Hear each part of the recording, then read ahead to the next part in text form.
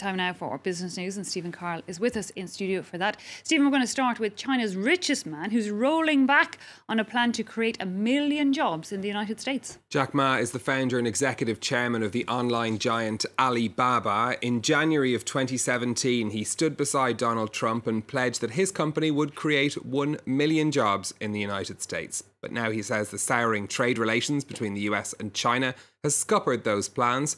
Mr. Ma also warning that China should prepare for the trade dispute to last 20 years. Alison Sargent has the story. It was a moment of partnership that made headlines across the US and around the world. Jack Ma, China's richest man, in the lobby of Trump Tower, pledging to bring 1 million jobs to Donald Trump's America.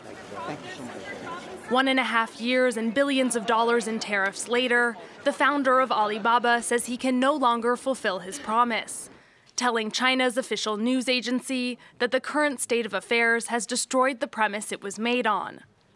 Speaking later to a crowd gathered at the World Economic Forum, the billionaire said Chinese companies will have to look for opportunities outside of the US. We're not happy with the US-China trade frictions, but on this, you need to plan for the next 20 years. Whatever the US may do, we'll have our own solutions, based on our own principles. Many analysts said that Ma's 1 million job promise was lofty to begin with. Still, his reversal sends a signal that the escalating trade war between the US and China has consequences for American employment.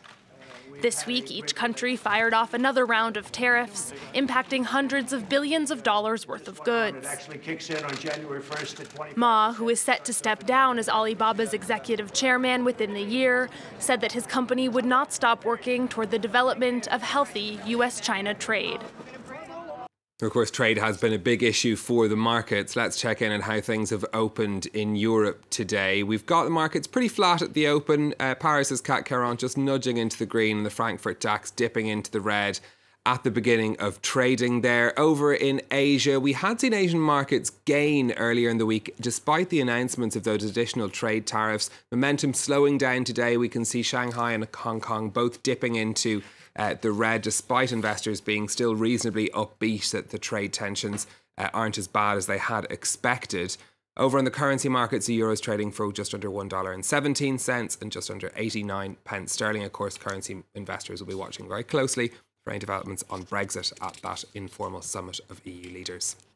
Well, meanwhile, Stephen, there's some grim economic data coming to us from Argentina. The country's economy shrank by 4.2% in the 3 months to the end of June. It's the sharpest year-on-year decline that Argentina has seen in 4 years. The country's been battered by a currency crisis that's seen the value of the peso plunge by more than 50%, and the government asked the IMF to speed up financial help. Meanwhile, as more and more shopping seems to be going online, Amazon is saying it's making plans for new physical stores with a twist. This is according to Bloomberg, which says the online retailer is planning to open 3,000 of its Amazon Go cashierless stores in the United States over the next 3 years. The company opened the first of these shops in Seattle in 2016. They sell sandwiches and snacks and a limited line of groceries. They compete with chains like 7-Eleven in the US. But shoppers scan items using their smartphone and can simply walk out and they pay on their phone, so they don't have to queue up to pay. The shops are expensive to set up, though. Some reports saying the hardware for the first store cost more than $1 million, so a fairly big investment to expand.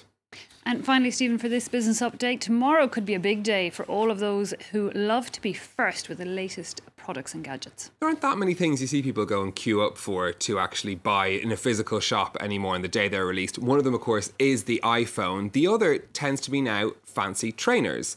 So tomorrow is a bonanza day. We've got the iPhone XS Max, who's the iPhone XS Max, and the latest Yeezy shoes from Kanye West and Adidas being released. West has billed them as the largest drop ever from his line of sneakers. You will need to prepare your bank account, though, if you're going to make both purchases.